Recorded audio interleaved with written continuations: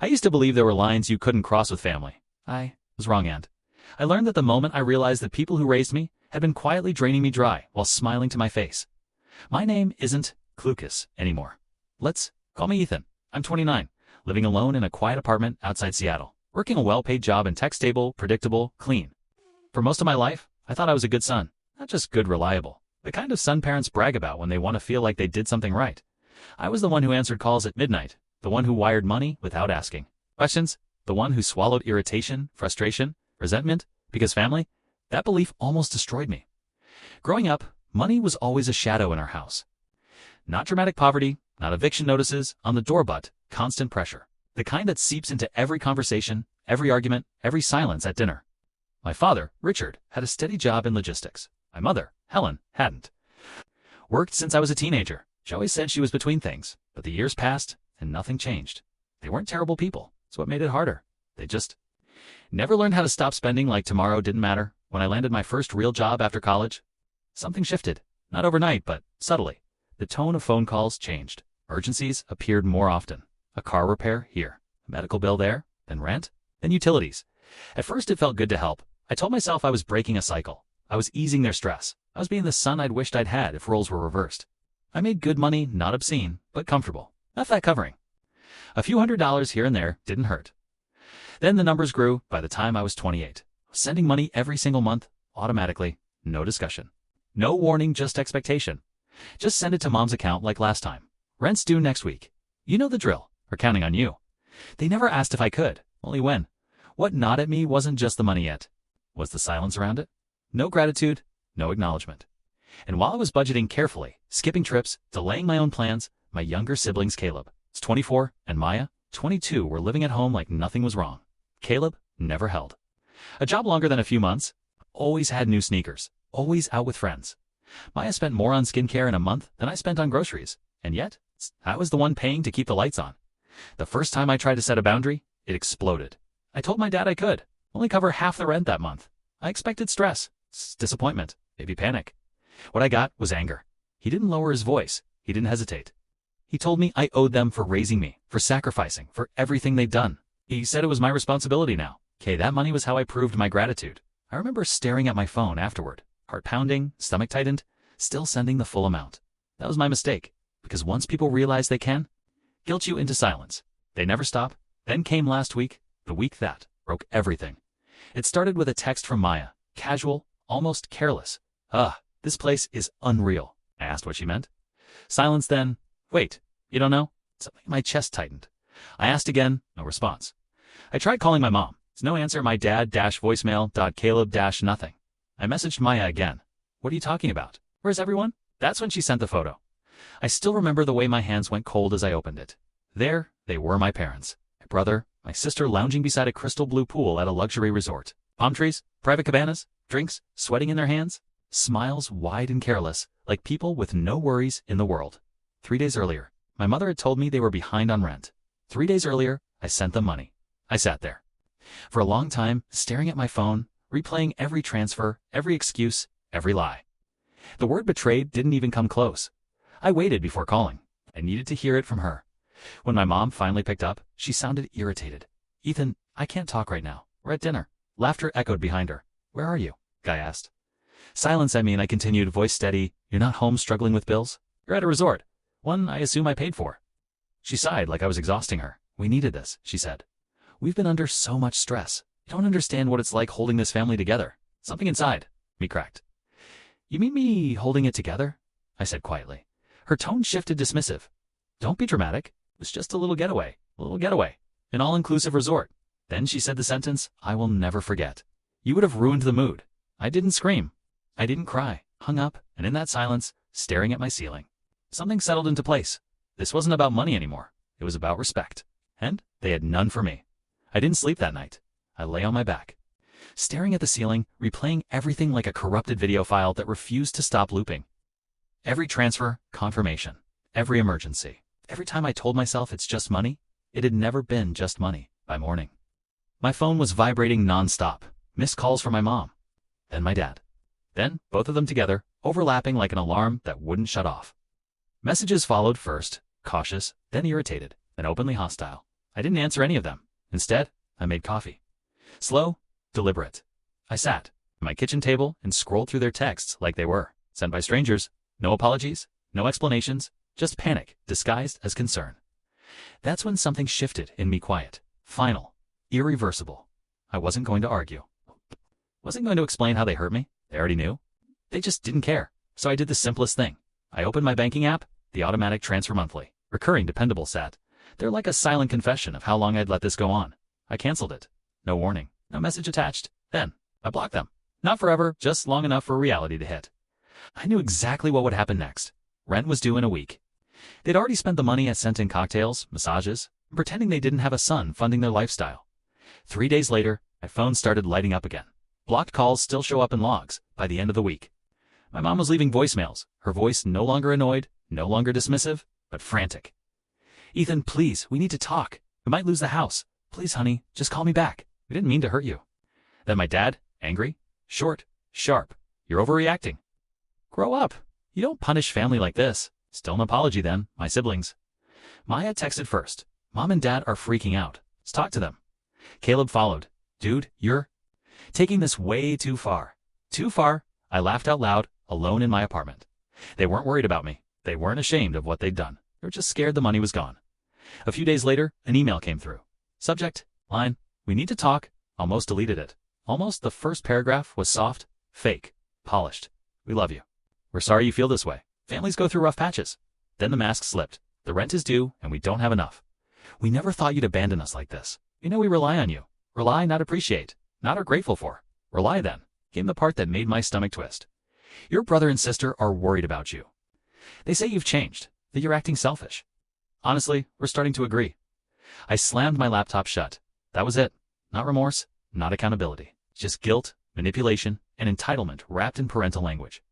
I paced my apartment, hands clenched, heart racing. They had taken everything I offered and treated it like an obligation. When they had extra money, they didn't save it. They didn't stabilize their lives. They went on vacation without me because I ruined the mood. And now that fantasy was over. I sat back down and started typing. "Mom, Dad, I read your email. You're right, I have changed. I'm finally seeing things clearly. You didn't rely on me. You used me. You took my money, my kindness, my silence, then deliberately cut me out when it suited you. Now you're broke. Now you're scared. And suddenly you care. I don't owe you anything. Not your personal ATM. I'm done being manipulated. Next time you book a luxury vacation, maybe plan for what happens after you come home. Best of luck figuring it out." I hovered over the send button. Then I clicked it. 30 minutes later, my phone exploded. "Maya, what the hell did you say to Mom?" She's crying. "Caleb, dude, you went too far." Then a voicemail from my dad. His voice was shaking not with fear, but rage. "Listen to me, Ethan. If you don't fix this, there will be consequences." Consequences. I replayed it twice. They still thought they had power over me? That was their final mistake, because I wasn't just walking away anymore. I was about to make sure they never had control over me again. The knock came the next evening, sharp, aggressive, impatient. I wasn't surprised. Looked through the PEEPHOLE. My dad stood stiff, jaw clenched. My mom beside him, arms crossed, face carefully arranged into disappointment as if I was the one who had done something wrong. I considered not answering. Then I opened the door. "What do you want?" I asked flatly. My mom's expression shifted. Instantly soft, pitiful. "Ethan, sweetheart, please. Let's just talk." "No," I said. "Say what you came to say." My dad stepped forward, anger barely contained. "You think you're tough now?" he snapped, ignoring us. "Sending that disgusting email. After everything we've done for you? Everything you've done for me?" I repeated. "You mean raising me? Feeding me? It's doing what parents are legally required to do?" My mom gasped like I'd slapped her. "How can you be so ungrateful?" I almost laughed. "I paid your rent for a year," I said calmly. "I kept food in your fridge. I made sure you didn't end up homeless. When you finally had extra money, you went on vacation without me." Silence. I stepped aside. "Come in." They hesitated, then entered. I walked to my counter, grabbed a folder, and dropped it onto the coffee table. "What's this?" my dad asked. "Bank statements," I said. "Every payment I made. Every dollar I sent." He scoffed. "Oh, so? Now you're keeping score." "Yes," I said, "because you need to understand something. I owe you nothing." My mom tried again, soft voice, pleading. "We don't have anywhere else to go." For a second, just a second, I almost felt something. Then I remembered her words. "You would have ruined the mood. Maybe you should have thought about that, Kesset, before you made it clear I wasn't part of this family." my dad snapped. You selfish little brat. I didn't move. Get out, I said. He shoved the folder off the table. Papers scattered everywhere. I didn't flinch. You'll regret this, he hissed. Get out. They left. I locked the door behind the man for the first time. I knew this wasn't over. Not even close. For a few days after they stormed out of my apartment, there was nothing. No calls, no emails, no frantic knocking. Silence. Use single quotes. De-think it. Would it feel peaceful and in a way? It did. My apartment felt wider, like the walls themselves had taken a breath. But underneath that calm was something else. A low, constant tension, like a storm hovering just outside the city. My parents weren't the kind of people who backed down. They were the kind who pretended they had. Smiled, then found another way. To get what they wanted, so I waited. On the fourth night, my phone buzzed while I was half watching some mindless show on TV. Maya, hey, can we talk? I stared at the screen, my chest tightening. Maya had always been the one who smoothed things over. The it's not that deep sibling. The one who brushed off my parents' behavior as stress, or bad timing, or just how they are. About what? I typed. The dots appeared almost instantly about Mom and Dad. They're really upset, Ethan. Can we just talk about it, please? I exhaled. Slowly, set my phone down, rubbed my eyes. Upset, that word again. Everyone was always upset about what I did, never about what they did. I picked the phone back up. What do they want now? She didn't hesitate. They've been calling me all day. Dad is on the warpath. He says you humiliated them, that you crossed a line. Mom's been crying nonstop. They're really sorry, Ethan. I let out a short, humorless laugh. They're sorry? I wrote. They're sorry because I stopped paying their bills. That's all. A pause then. They're just scared. They don't know what they're going to do without you. They said they've been thinking about everything. Can't you forgive them just this once? Give. That word tasted wrong in my mouth. Forgive them for what? Exactly. I typed, fingers moving faster now, lying about rent so they could. Sip cocktails, buy a pool with my money. You're telling me I'd ruin the mood if I knew. You're treating me like a credit card with legs. I watched the typing bubble appear, disappear, return. Maya, they didn't mean to hurt you. Mom said she was wrong. I know you don't believe that, but she really does feel bad. I stared at the messages until they blurred. Part of me wanted to load everything on her. 8. To lay out every transaction, every sleepless night. Every time I swallowed my resentment and told myself it was fine, because that's what family does. Instead, I sent one clean, sharp message. I don't care what. If they say any more, I'm done. They can figure this out on their own. I've been there for them more than anyone. Not doing it again. This time, the dots didn't appear. I set the phone aside and tried to focus on the TV, but the dialogue washed over me without sticking.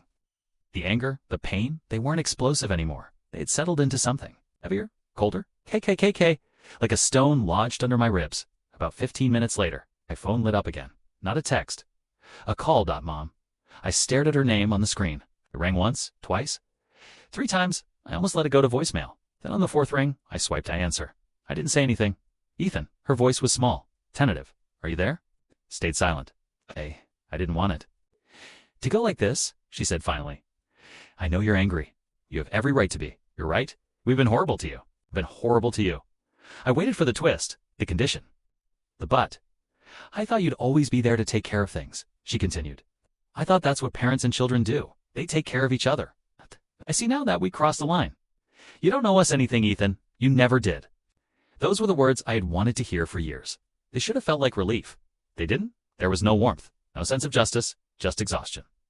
No, I said quietly. I don't owe you anything. There was a pause. It's a shaky breath. I could hear her crying softly. We're sorry, she whispered. We never wanted to hurt you. I closed my eyes. I pictured that resort photo.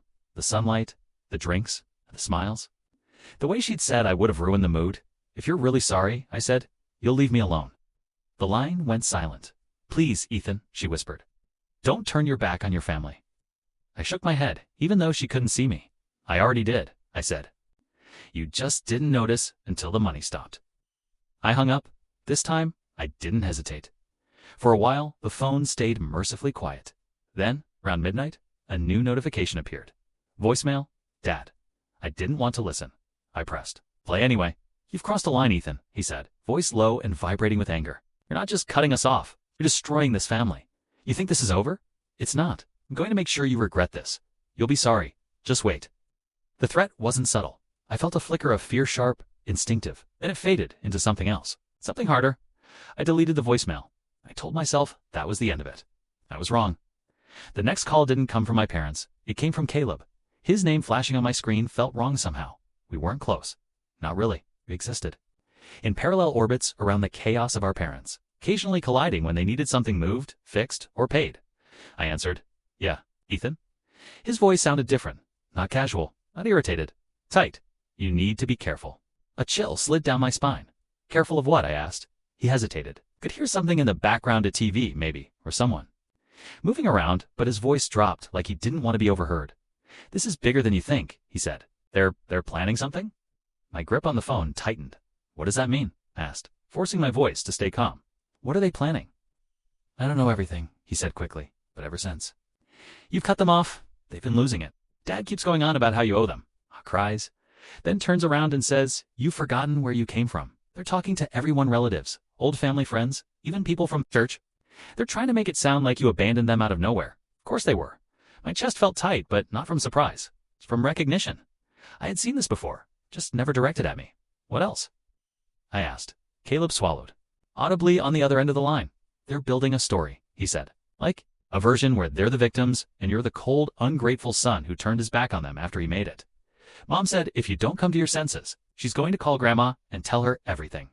Dad said he cut himself off." "Dad said, what?" I pressed. "That they'll make sure everyone knows what kind of person you really are," he muttered. "He said if you're going to act like a stranger, they'll treat you like one." There it was. Not just financial. Troll, reputation, narrative. The story they'd tell about me when I wasn't there to defend myself. I leaned back in my chair, staring at the dim reflection of my face in the dark TV screen. "For the record," Caleb added quietly, "I don't think you're wrong. It took me a second to process that." "You don't?" "No," he said. "I mean, yeah, it sucks right now. The house is tense as hell. But I heard what they said about you after that trip. It was messed up. They didn't plan to tell you at all. They didn't even feel bad until they realized you'd found out and stopped paying." Something inside me went very, very still. "How long have you known?" I asked. Silence. Caleb, a tea exhaled. "Since before they left," he admitted. "They told us not to mention it. Mom said you were too negative and would ruin everything if you knew. They said you worried too much about money." I let that sink in. They hadn't just lied by omission and hoped I never found out.